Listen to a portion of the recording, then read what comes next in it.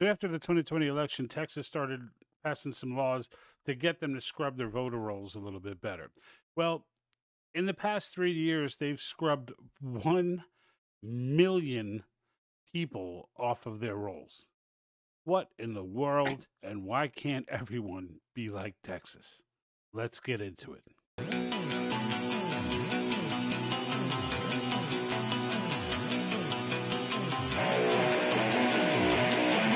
Doesn't anyone notice this? I feel like I'm taking crazy pills! I don't want you to write. I don't want you to write to your congressman because I wouldn't know what to tell you to write. I don't know what to do about the depression and the inflation and the Russians and the crime in the street.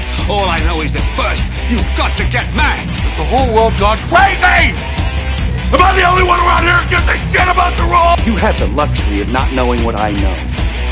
I want you to get up now. I want all of you to get up out of your chairs. I want you to get up right now and go to the window, open it, and stick your head out and yell, I'm as mad as hell, and I'm not going to take this anymore!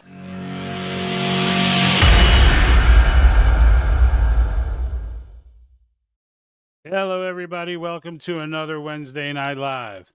So sorry about the the enlargement of that intro video. I did not check it, and I was rushing. I kind of got done with my work, and I had to scramble to get this done. So I apologize for that. But yeah, crazy week. Let's get into this. So I don't know how many people are aware. Actually, before I start this, I always do this. I jump right in, and I don't do the stuff that I'm supposed to do, that people tell me to do to make the broadcast, to make my channel better, and promote my own material.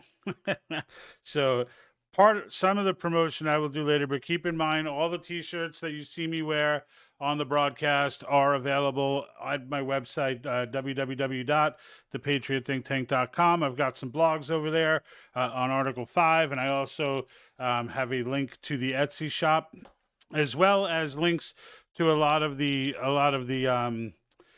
actual resolutions by state that have been written over the past few years. So it's hard to keep up with the current ones because it's very local, and unless Convention of States Action tells me about it or I hear about it through them, I don't know the actual numbers and names. But you will notice if you look through them, all of the resolutions are the same language. So cool there. So today I'm going to get into RFK a little bit, and we're going to get into this Texas situation, and that's what I'm going to lead off with. That's why I titled it that.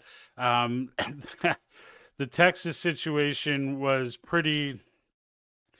So if you don't know what happened in Texas, in 2021, as a result of the 2020 election and all of the hootenanny and tomfoolery that went on, Texas, like a responsible state, went ahead and said, you know what, we really need to stop and take a look at our voter rolls. And rather than punish them for having bad ones in the first place, I applaud them for taking that time to say, you know what, all right, this happened, and Texas was a red state. It's not like they, but they would definitely had concerns looking at what's going on in the rest of the country. So they went into their own roles. And since 2021, Governor Abbott has now announced how many people they've actually removed that were ineligible. And the number is staggering. It's 1 million people. 1 million people. So going into the 2020 election, there were 1 million people on the voter rolls, almost half of which were dead. Okay, so before you start with the whole, you're just disenfranchising the marginalized population, nonsense. Half of them were dead. Okay, and I'll give you the numbers on exactly how it all broke down. But the fact of the matter is, there were 1 million people, and this is Texas, folks, right? So can you imagine what California, New York, like they'll never do this ever. I can't speak for New York personally, but I still have I grew up there. I have tons of people that I know there, and those that I talk to are saying, yeah, the election process is a hot mess over there, and just like it is in California. And I've told the story many times when I went to vote for the Gavin Newsom recall. I went into, normally I go to a different polling place for the larger general elections, but this time I went to City Hall and I walked in with 2 ballots and nobody cared. I asked them because I felt weird. I was like, all right, I have 2 ballots. Like, do you guys have to like look at these? Or the lady looks at me. She was doing something else. She looks at me and goes, no, you can just put them in the box. And I was like, all right, but there's 2 of them. Like I'm thinking maybe she didn't hear me right? Like I'm putting a ballot in this box that's not my own. And so now, mind you, it was my wife's and it was signed and all of that. But like, it's the point that nobody cared. I could have had 15. If I'd have walked in there with 10 ballots in my jacket, walked up to the box, there was nobody around the box, and I could have put all 10 in there and no one would have gave a damn. Right. And this is where, and the dead people thing. I mean, 500,000 people or so of dead people have been taken off the rolls in the last 3 years. That's ridiculous. That's ridiculous. And there may be more. There may be more. And then you have the case, and these are all things that people were talking about in all these other states, in every state. Because nobody keeps good rolls. Now I realize Texas does. But for the love of God, like no one, how many states have gone into this? How many states have looked into this and said, all right, let's just, forget let's just look at our voter rolls and make sure they're accurate. And the idea that you would do it and 3 years later have 1 million people removed from your rolls just tells you how all the places who are not doing it, which is virtually everywhere, I assume Florida's probably doing it, but there's and a handful of other states, but for the most part, the better part of the union probably has sloppy as hell voter rolls. Sloppy as hell. And it's just crazy. It's crazy to me that in a state like Texas, where I would expect that they be more hardcore about this, and they got hardcore about it, but they don't have like the weakest stuff in place either, although they've been getting infiltrated with a lot of the BS as well. They're not as bad as many other states, and they had 1 million removed. 1 million. Now, here's the clip that I where did I put the? Here it is. All right. Abbott highlighted some categories, including 6,500 potential non-citizens who were purged from the rolls. Of that, about 1,900 had a voter history, and those cases will be investigated further. Nothing in Abbott's new release indicates evidence of voting fraud so far. The vast majority of other cases are people who died or who ended up on the suspense list, which commonly happens when voters move without notifying. All right, so Texas may not, Texas may not have there's definitely voter fraud. Notice they always throw in the widespread because everybody knows that there's always voter fraud. Always. Every election, maybe ever, there's been voter fraud. Like they used to laugh about it on Fox. I remember there was a district in Pennsylvania in the Romney election where it was a small district. I think it had like 100,000 people in the whole district or something. It was a small district. Maybe it was 10. That was a small district. But every single person voted against Romney. Like there wasn't one guy, like not even one guy who accidentally hit the wrong lever, nothing. 100% of the people voted one way. And I'm like, how do you not know that that's free? Like the odds of that happening, and they were laughing about it because that particular situation wouldn't have changed the outcome of the election, but that doesn't mean that it's funny. Because the fact that it wouldn't have changed, the thing is, if it happened there, you know that it happened elsewhere where they weren't as dumb as to not put in any votes for the other candidate. But like, if it happened that badly in one district, how could you not think that it's happening in other districts? But like people on Fox News were laughing about it, like, making side jokes and stuff. I'm just sitting there like unbelievable.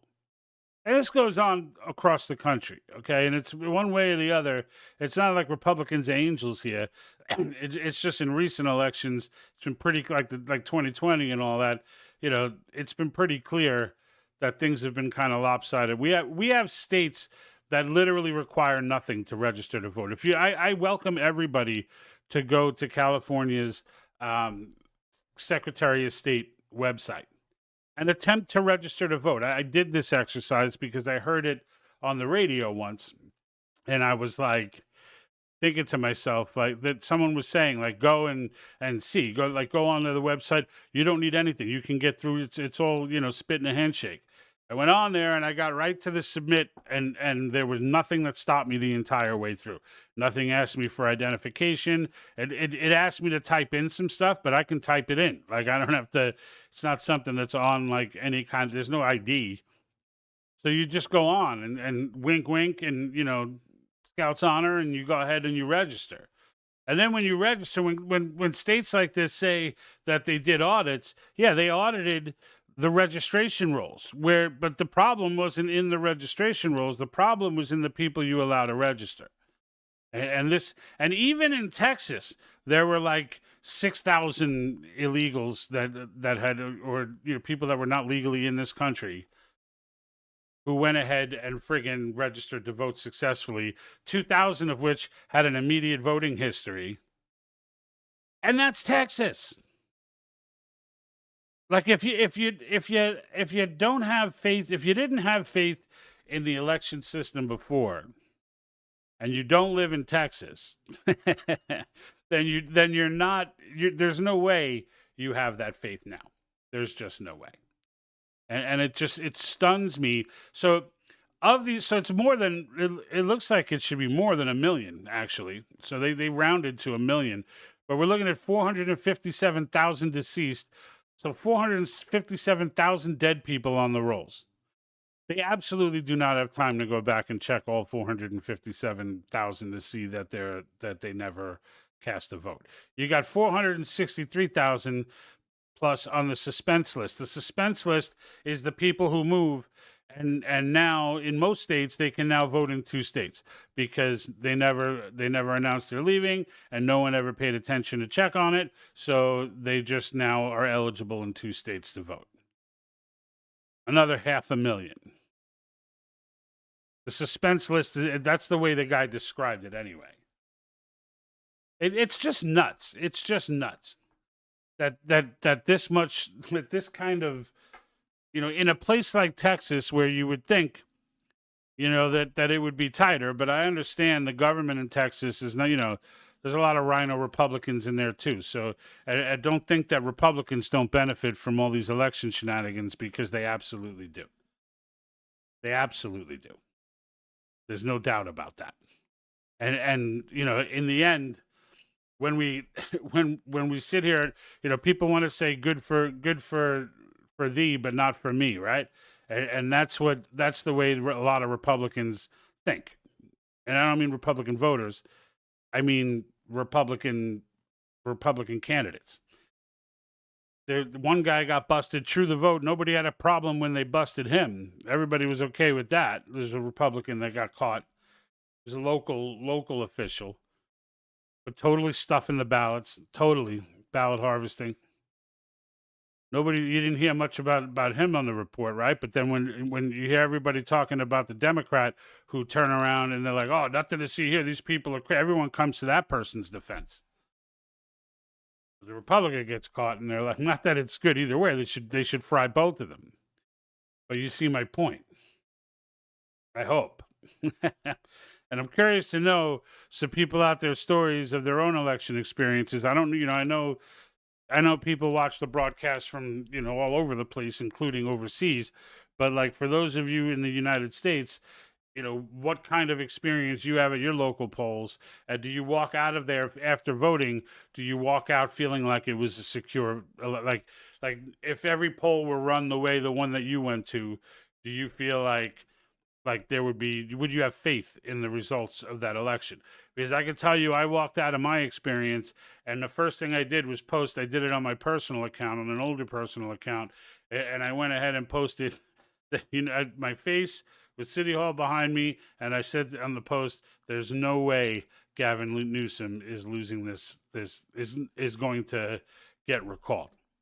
Like, I knew Larry Elder had no shot the second I walked in and out of there. I was just like, "There's no way, there's no way," because Larry Elder's he's got character. He's not gonna send people out to stuff ballots and do all that kind of stuff. Like he's not like that Republican that got caught in whatever Midwest state. He's a legit guy who's going to try and win on the up and believes in honor and believes in doing things the right way. And so he got eaten alive. Because that's how it is in California. If you're honorable, you have character, you do things the right way, you get eaten alive. It's just ridiculous. But anyway, I wanted to lead off with that. The other part, so last week I talked to you guys about the potential of RFK endorsing Trump. And obviously the next day they came out and he did, and it was fire. If you haven't seen the Trump rally where they introduced RFK to endorse, then you're missing out, because that was just a phenomenal unity moment. All right. And I've been saying all the time when it comes to Article 5, right? When it comes to Article 5, I've been saying all the time, Democrats agree with the topics, right? They agree with term limits. They agree with fiscal oversight or fiscal restraint, and they agree with government oversight.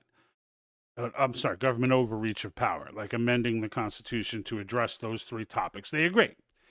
But when I say they agree, and I say this all the time, it's the Kennedy Democrats, as we call them, right? It's the sane ones. It's the ones that are not for curbing people's speech. It's the ones that actually are champions of free speech. It's the ones, who still believe in this country and love this country. They have different views than us, but they're still patriotic when they still stand for the national anthem.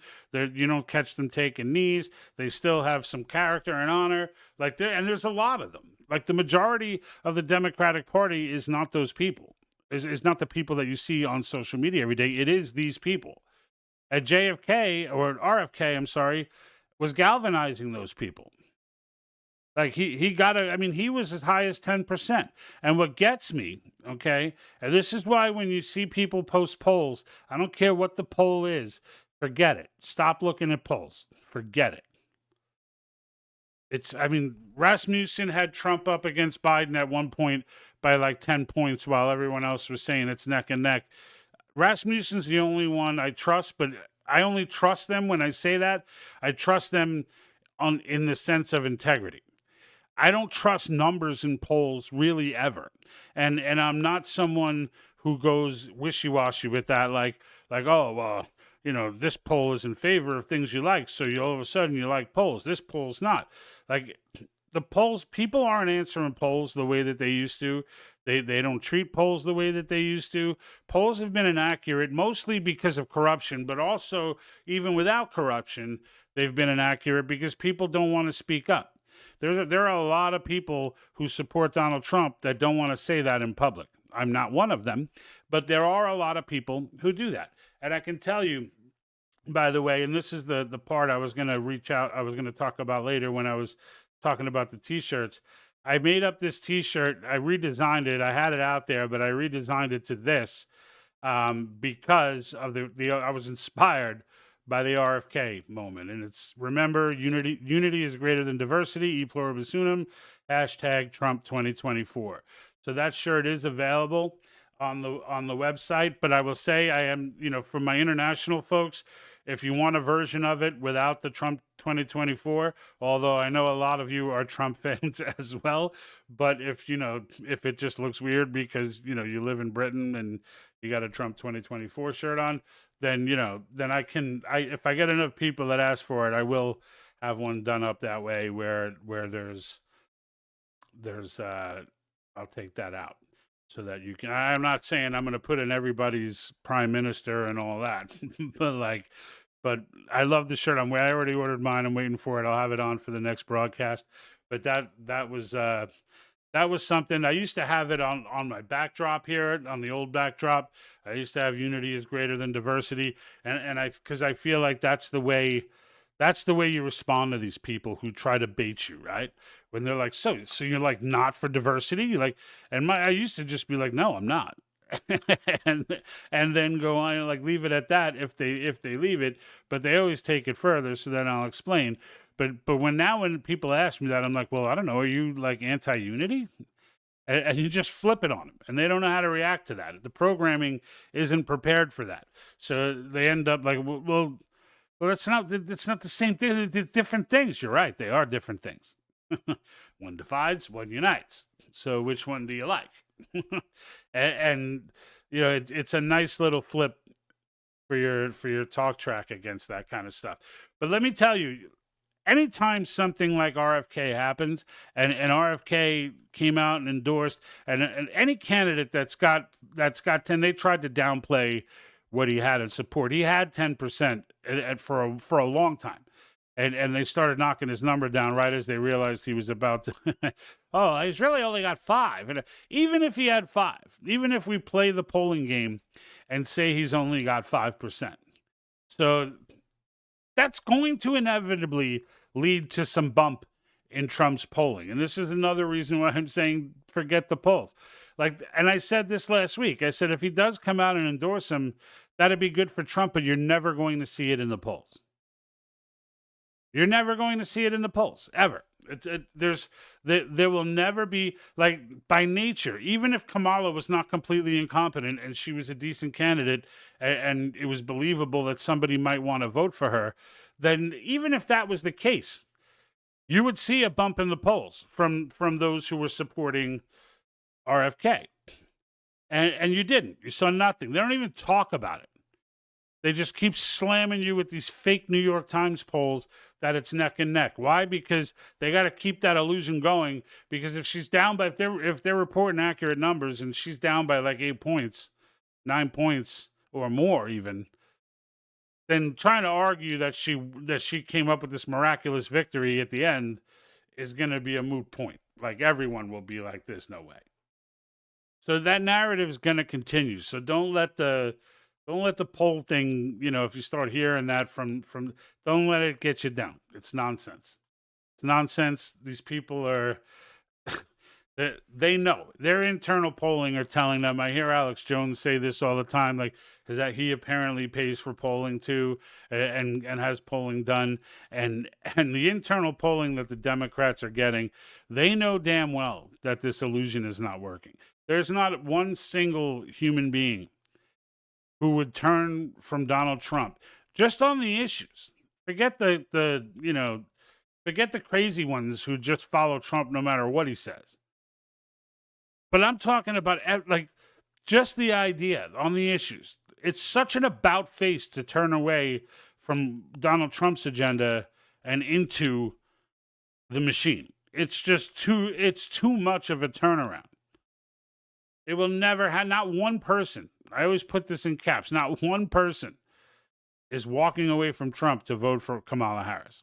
But you'll see it on social media. You'll see people talking about these fake observations they've made. One lady posted, one of these Democrat DNC people posted something about overhearing a conversation of all Republicans at a restaurant and not one of them were voting for Trump. That is just nonsense. That's nonsense. Every single person who was with Trump at any point in time is still with Trump. And no one who understands deep state in any way is voting for the machine. Like many of those people would just stay home if they really hated Trump that much. But they will not vote. They will not be turning around and voting for Marxism. That's just insanity. It's just insanity. But you'll see it. It'll be everywhere. It'll be, it'll be the main topic on every post you see, and they'll fill your feeds. X is a little bit better with this, but the rest of them, they will fill your feeds with this commie garbage. And this illusion that Kamala Harris, she has not still done an interview because she'll get eaten alive. But is it really possible for her to just not do an interview? For at least this is an interview with people who are gonna ask her, do you like hot dogs or hamburgers? It's not like she's dodging a serious interview. She's dodging all interviews. I mean, even Biden didn't do that. Even Biden would go in and they'd prepare it and he'd know the questions and he'd have a nice scripted answer and he'd give it. They don't even think Kamala can stay on script without a teleprompter. They don't even think she's competent enough to not answer in some asinine way, or just, start talking in loops again with the cackles in between, and like they don't even have enough faith to put her in front of, like, Wolf Blitzer or something. It's crazy. But yet the illusion still sits that this is all, real. That Kamala Harris and with the RFK, with the RFK endorsement, that it had no real impact on the Trump campaign. These people hate RFK as much as they hate Trump. That I could tell you. They hate him because he's going to do the same. Like, if he were to win, he would do the same exact thing. He'd go in there, he'd start going through all these files, and just start whacking people. Like, it would be pink slips getting thrown out all over the place, if not subpoenas. And they know it. Everybody there knows it. They're already starting to create the narrative now that, Trump's gonna go beyond the Constitution to get back at his rivals. Like, they're only his rivals because they've weaponized the government against them. But of course, like everything they do, they're starting the narrative now so they could go back later and say, "See, we told you this was going to happen." When it's time to bring the chickens home to roost, when it's time for them to answer for their high crimes, and the documentation and all of it starts coming out because there's different people now in charge. And it all starts becoming clear how weaponized the U.S. government was. I mean, I don't know how much they'll find on the assassination attempt. I have no idea. I would I would not like to think, but I would think that they would not, be sending memos to each other on something like that. Like, it's going to require whistleblowers. And I do believe that, the second the Trump administration takes over, that there are going to be whistleblowers everywhere. There are going to be whistleblowers everywhere because nobody's afraid of Congress. Nobody. These hearings that they hold are meaningless. Not even when they uncover stuff, it doesn't go. Nothing happens. But if the White House is sitting there with these DOD people, and these things are coming to light, there's a different element there because he can start firing immediately. He could, all of it. He can start firing. He can make the documents public. He can do all. And now he says, by the way, Trump says he's going to make the Kennedy documents that he did not release last time. By law, he was supposed to, but he had the luxury of saying if they were, if there was an issue with national defense. And Pompeo obviously, explained to him in probably went something like, "Well, Mr. Trump, Mr. President, you can release them. There were two other presidents who tried to release them. One was Ronald Reagan and one was Kennedy. What do they have in common?" Well, Kennedy didn't do it, but you understand, Kennedy was exposing the deep state. Obviously, it was his death. But the point is, the last two presidents that tried to come up against the deep state both took bullets. So how badly do you feel that these documents need to get out there? And I'm pretty sure Trump was like, not that badly, and let it go. But I think now that they've actually taken a shot at him and he's still here, I think he's like, F it. You know what? You guys are shooting at me anyway. I'm freaking, you're done. Like when I get in there, you're done. And I can't, glorious day it will be when that comes to fruition, because there's nothing more, there's nothing in this nation that needs to be broken apart more than the deep state. You could argue maybe education, but education's poison is really also linked to deep state. Deep state, in my humble opinion, is also linked to the CCP. And a lot of this comes from globalists who are also governed by the CCP. And you've got, as the Soviets called them, the useful idiots, who are the Islamists running around Britain right now going crazy, thinking because they were promised that they're going to get, they're going to help when it's all over, there will be a Muslim world. Like, of course, they're all going to be murdered as soon as the Marxist takeover is complete. But right now they're useful. So send them in there, cause disruption, all that stuff. it's crazy. It's all so much to swallow, is it not?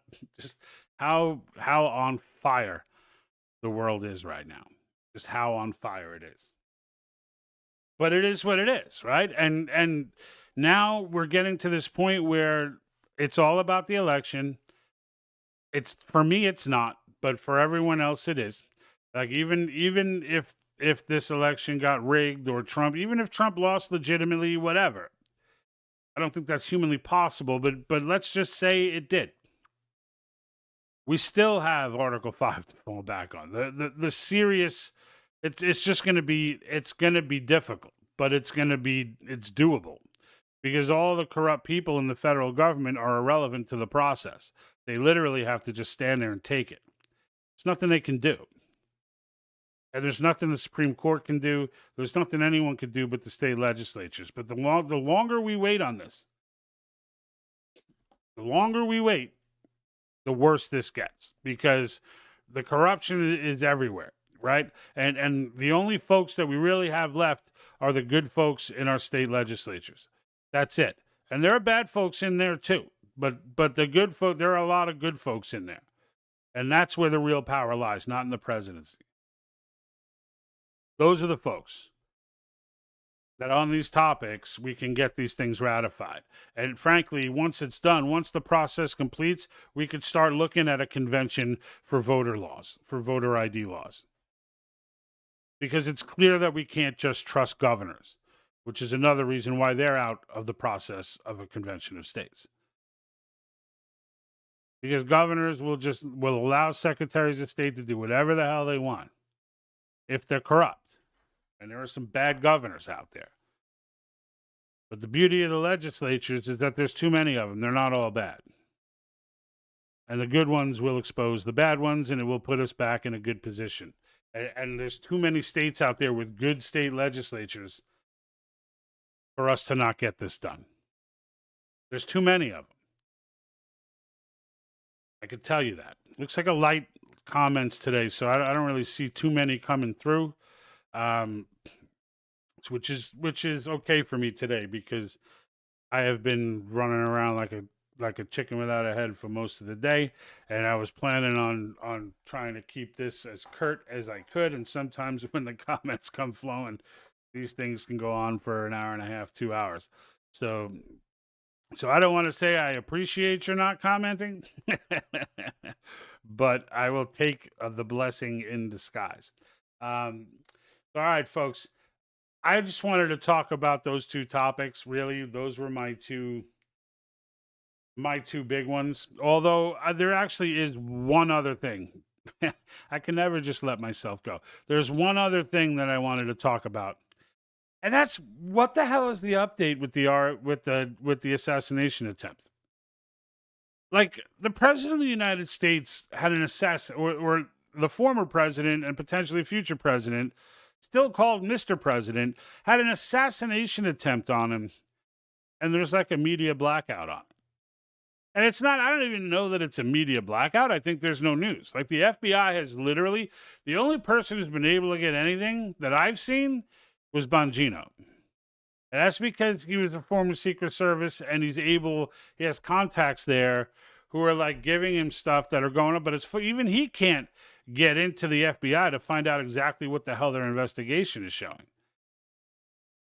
I mean, this is absolute. If you want to say all is lost, like if someone was out there now, of course I always preach it is not lost, but for that person who thinks all is lost, this is something that'll make them throw in the towel. Like they can literally pop a bullet. Like the media is so non-existent. They're so everything you think they are. They're so talking head. They don't write their own material. We've got the videos out there where people have done the compilations of them all saying the same thing. Like they literally are told what to say. Just go up there and say it. Like the Lara Logans of the world. And here's the thing, right? There's not enough of the good investigative journalists like a Lara Logan or an Andy Ngo or like these folks. There's not enough of them out there to cover all the absolute chaos that's going on right now. Because to do any one of them right, you've got to spend the time on it, and you've got to be dialed in on it. And it's like you can't be stretching yourself through 10 different, 10 different ways. You like if Lara Logan right now, she's focused on Save Our Children, right? Well, I'm not telling her to get off of that.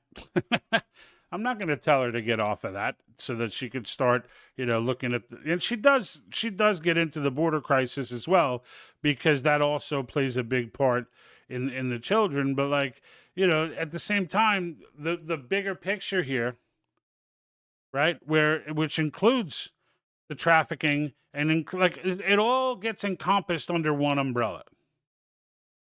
It all gets encompassed under one umbrella. And for those, it's amazing to me that there are still human beings on this planet who can't see who can't see what's going on. And they just think it's all about Trump and it's all about, how could you not see what's going on? Like, it's not like the border crisis is a US problem. It's a global problem. All of this is a global problem. How could you not see what do people actually look at this and say to themselves, it's an unfortunate coincidence that the entire, Western world is being invaded by illegal aliens, and it's a crazy coincidence. Like, how do you process that? Like, how do you process that and walk away saying, I don't do politics? Because those people I used to tolerate, I don't tolerate them anymore. I don't have patience for them anymore. These are the people who just want to, I just want to leave me alone. I got a good job. And then when everything collapses, these are the schmucks who are going to walk around and be like, who would have known? How were I supposed to know? When meanwhile, people are like the walls are burning down around them. And they're just coming in and out, like acting like it's nothing's happening, nothing to see here. Like that scene from Naked Gun when he's walking out, nothing to see here. And like the fireworks shop just blew up and there's like all kinds of stuff going on. I mean, it's wild. It's wild. Yeah, I can't stomach that whole comment. So like no one comments for a while and Paul Abbott drops this nuclear bomb. So it's over on Facebook. I'll try and get through some of it here. So his state legislatures are in Massachusetts. He said they're screwed because Massachusetts has their first openly proud to be LGBT extreme liberal governor. She's turned Massachusetts into the number 2 woke commonwealth in the country. I will tell you, Paul, Massachusetts was going to be one of the most woke commonwealths. Well, they're not all commonwealths, right? But like, let's just say states for the sake of comparing to other states. Massachusetts was going woke no matter what. Like, it's up to the citizenry, right, to handle these problems. You guys, I wouldn't be shocked if you have the same kind of voting issue that I have here in California, because I wish Mike Arnold were on. He can he's the regional director for Convention of States in that area. Used to be state director for Massachusetts, and but let me see some more of this. So, all right. So he's saying turning Massachusetts into number 2 woke commonwealth in the country. Runner up only being number 1 woke being Washington D.C. No, Washington D.C. may be in first. But I could tell you California is ahead of the Commonwealth of Massachusetts. I don't even have to. I know it feels that way to you, but like you need to come to California. It is crazy. Like, now, mind you, I don't live in these cities where these Marxists are really destroying stuff. So I live, inland, so further away from that. I would never live in that mess. If I lived there, if I lived like in LA, I'd leave. Then I would just leave. I'd be like, screw the pension, screw whatever, I'm out of here. But I don't. So I'm a little bit sheltered from it. People in my little city, they're all packing. Everybody's got firearms. They had Trump rallies, the whole nine. So I'm a bit of the exception. But California is a very big place. So there's that. Let me see if anything else here.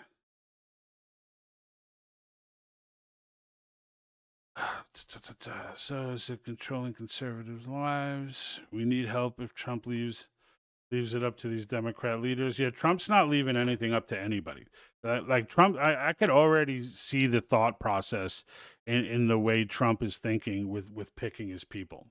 And I got to say, I kind of like it if it goes in the direction that it seems like it's going.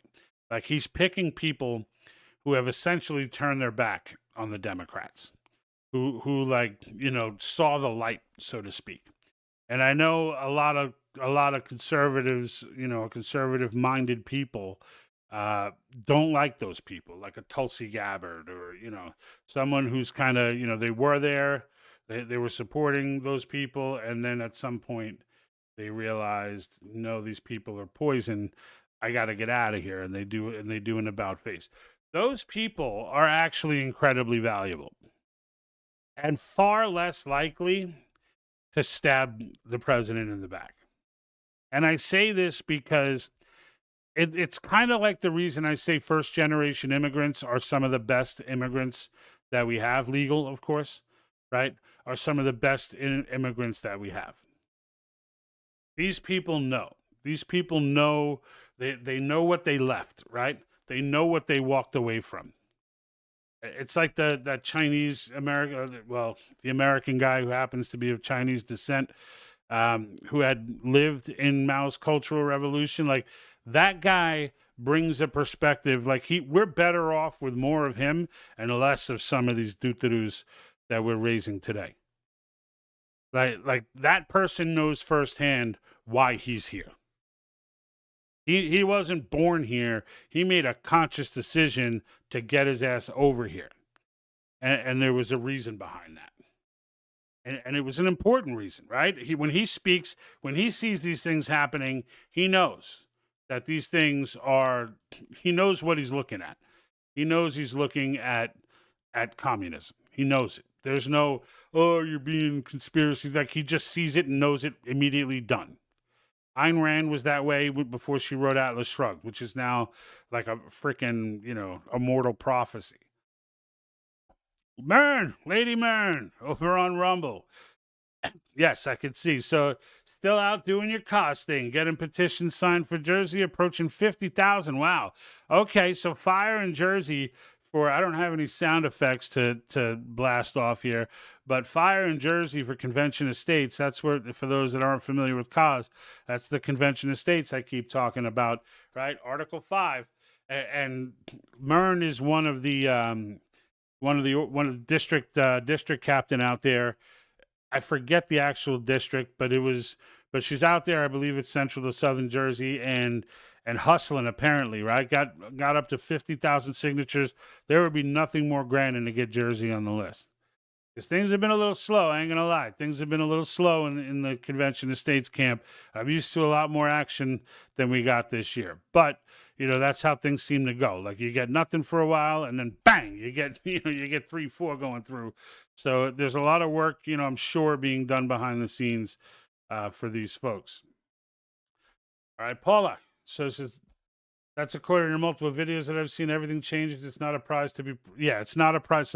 So Paula had just had the previous comment, the lengthy one, saying it's not a prize to be proud of. I was corrected for calling Massachusetts a state. Yeah, no, that's why I had to make that distinction because I was going to compare it to states. So then it's weird to keep saying the Commonwealth and the states, and so that's why but yeah, Commonwealth is a big deal. Don't call Massachusetts a state, especially if you're in Massachusetts. That could be a problem. So Lady Mern is in D8 District 8 in Pemberton. So for anyone in New Jersey watching this, that's where you could reach out to Lady Mern over there on Rumble. Maybe leave a comment there or reply to her comments on the Rumble channel. I forgot to mention, I did get to 800 on Twitter. So to my Facebook followers who see me at 17,900 or whatever, 800 is a big deal on Twitter. I've slowly been trying to climb this ladder to 1,000. If you have not followed me on X, please head over to X and give me a follow. It's starting. We're starting to gain. I am starting to gain momentum there. I always say we. Like I got a mouse in my pocket. I'm starting to gain momentum over there. I've crossed that 800 threshold. It seems like forever ago that 100 was the target, and I want to get past, because once you get to 1,000, that's how these things work. Like you get to 1,000, they start taking you a little more serious. You get to 2,000, 3,000, they start and it starts getting better distribution. You start getting more views and more people onto the message, etc. And getting this Article 5 message out is my passion. I don't get paid for any of this. I'm monetized on Facebook, but they shadow ban me, so I can't, I'll never make anything on that channel.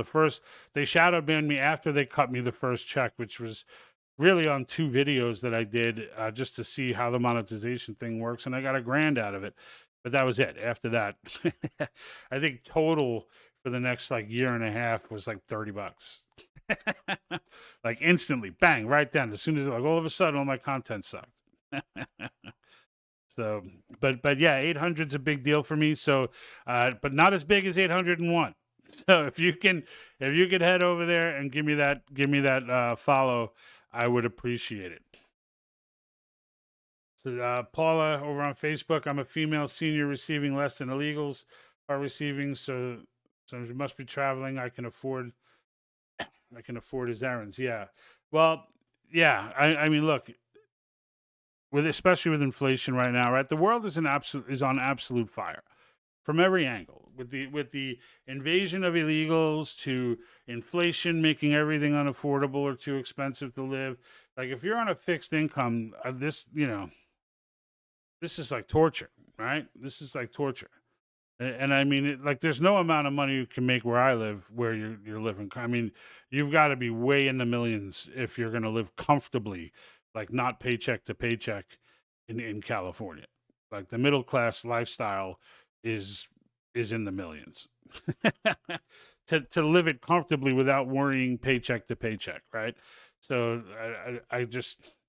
it disgusts me to see people struggle. It disgusts me to see people, I mean, here in California, you got people making, as a combined income, they make up to like 200 grand, 250 grand, and they're paycheck to paycheck. Like you should not have a family household income of $250,000 and be paycheck to paycheck. Like that's just not okay. But that's like normal out here. Like companies, that's why companies leave, because in order for them to keep employees, they have to pay these exorbitant wages because those wages are necessary. It's not even like the employees are being greedy. Those wages are necessary just to survive out here. I think the equivalent, I think it's like a $50,000. I think they were saying $110,000 in California gets you the same quality of life as $60,000 a year in Texas. Like that's so when you hear people talk about these inflated salaries, like don't even think that they're living big, because they're not. they're not. Thank you. That's for my 800, hitting 800. I think I'm like 810 right now or something. I don't know exactly where I'm at, but I do know that it was exciting to hit 800. So I was very stoked about that.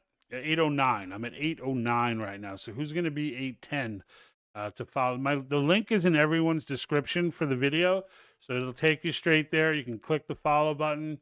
I would definitely appreciate it, but I know tonight's a little bit lighter than normal, so I don't know how many. And getting people, I thought it'd be a lot easier to move the following from Facebook to X, but the fact is, Facebook doesn't really show my content. Like the people who watch my content generally watch it after the fact. Like getting people on live, like with 17,000 followers, you'd think at least a few hundred, right? I'll get 58 impressions from an average live video. It's just crazy. And they send me those stats as if they want to like rub it in my face. Like it's I don't know. It bugs me out. I advertise your channel at my monthly meetings. Keep sharing. Yeah, absolutely. We are at poverty level here in Jersey. Yeah, I know. And my family all lives in Jersey. So even though I'm out here in the People's Republic of California, I was born and raised in New York City. Queens, and then spent about 10 years living in Jersey. The rest of my family still live there. I go, from time to time and visit. But it's bad. I mean, it's bad. It's bad all over. And, and we're all trying to make a dollar out of 15 cents. And when we do, the government comes in and takes like, what, 60 cents of it. It's in one way or another, right? They get you on the sales tax, then they get you on they get you on the income tax, then they get you on the sales tax when you try and spend the money that they already taxed. Like some agency of government, state or federal, is always banging your wallet, always. And this is something that we can fix. Now, Trump said, I mentioned this last week, Trump has been dangling the idea of getting rid of the income tax. Now, he can't do that, obviously, without a constitutional amendment, because the 16th Amendment is there. Now, they could legislate their way there, but why not make it stick, right? Why not just overturn the 16th Amendment? Because you don't even really have to add a new one, although we probably should. That specifically says they cannot. But they've lost, like, if you don't know the history of the income tax, progressives were trying to get an income tax for decades on end. And the Supreme Courts had shot it down every single time. In the Civil War, they enacted it only out of desperation. But as soon as the war ended, they removed it. And then it was decades later in 1913 where they finally got the right mix and started making the threats that Woodrow Wilson was going to support raising the tariffs and all of that. Like, if you don't let us get an income tax, we're going to start banging you on consumption tax. And then they sold it as, the income tax is only for the 0.3 wealthiest, people. And of course, we all know how that ended. But we could, and that ever since, the United States has been different ever since. Fuel taxes went up. Yeah, I'm not even trying to hear a New Jersey person talk to me about fuel. Like, I go to Jersey and you guys are yelling about the freaking prices of fuel, and I'm just like, dude, I am like $1, wherever you're at any given point in time, know that I'm $1.50 higher. I actually have an electric car at this point. You have to avoid things. You have to. Like, I went solar. I'm about to go get batteries. I'm going off the grid. F these people. I'm not dealing with any of their stuff. I'm not dealing with any of it. But I went and got an electric car because it came with 2 years of free charging. I found a way to get to those chargers. I haven't been paying a damn thing for that car for fuel. Not a damn thing. And everyone wants to make fun of electric cars and give me this and that. But I'm like, dude, you live in California. You have to do what you have to do. Because the electric bills out here are so freaking ridiculous. I had to go solar. I was getting, in the summer, I was getting $1,000 bill in August. Now, yeah, I have a pool and some stuff that uses electricity. But so I'm not like a light electricity user. But I'm not $1,000. There's no way. There's no way. In a reasonable state, I would pay like $300 a month for electricity, where others might pay $150, or the light users might pay $150 or $200. I would pay like $300 or something. I don't even know, because I've never lived in a sane state. I've never lived in one. I've always been. I went right out of the frying pan and into the fire. No, you caved. I didn't cave because I didn't see it as something to cave to. I love the car. So I don't have any problem with the car at all. And the fact of the matter is, I don't pay anything for fuel. It's not my primary car. So if I'm going to go on long trips, I have a vehicle to take on those long trips. I'm not stuck just being on an electric car. I don't advise anybody to do that. But in California, there are charging stations everywhere. Like, if I were in West Virginia, hell no. But in California, there's charging stations everywhere. I got a charging unit in my house. I got a ton of solar on my house. So I fixed my energy rate for the most part based on paying for the solar panels. But based on what I was paying, it made sense. And it still makes sense to this day. And with the free charging for 2 years, that thing's going till December 2025. So like, I haven't paid for 1 ounce of gas. I don't even pay for electricity because they comped. Like, it was a good deal. It was a good deal. It made sense. And an electric car can make sense. You just shouldn't be forced to get one. Like, I think that's where the drama with the electric car comes in, is that you shouldn't be forced to get one. And I got like an $8,500 return on it, which I'd be more than happy to not get if we could repeal the income tax altogether. But, you know, I digress. And then it says, in Jersey, you only have a few stations. I mean, they're everywhere here. I mean, I have to go to a specific one because it's a Cadillac Lyric, and we got a sick deal on it because, I don't know, someone knew somebody, and we had to drive out to Vegas in order to get it. But like, we were on this crazy waiting list, and then somebody turned down theirs. They pre-ordered it and didn't take it, and so they gave it to us at a discount. So plus I got the rebate on it and everything else, and I love the car. It's a beautiful car. It's the nicest car I've ever had in my life by far. There's nothing I've never had anything even close. So you know, in the end, I love the car. I have no problems with it, and yeah, it's all electric. But hey, they're for all, if you're gonna go all electric, right? Go with that. Dang, that's a nice. Yeah, it is. It really is. It's a beautiful car. It really is, and it's living up to the Cadillac name, right? So, like, I was looking at Tesla, and I was kind of like, I don't like the way they look, to be honest. And then at the same time, there's Teslas everywhere in California. So I was like, I need something that looks like it has a grill, right? Like, I need something that feels like a car, right? And then I found this car, and if you haven't seen the Cadillac Lyric, the front grille like lights up, like it's pretty wild. It's pretty wild. It's got this whole like thing that lights up and everything. It looks like you feel like you're in what is it called? Knight Rider.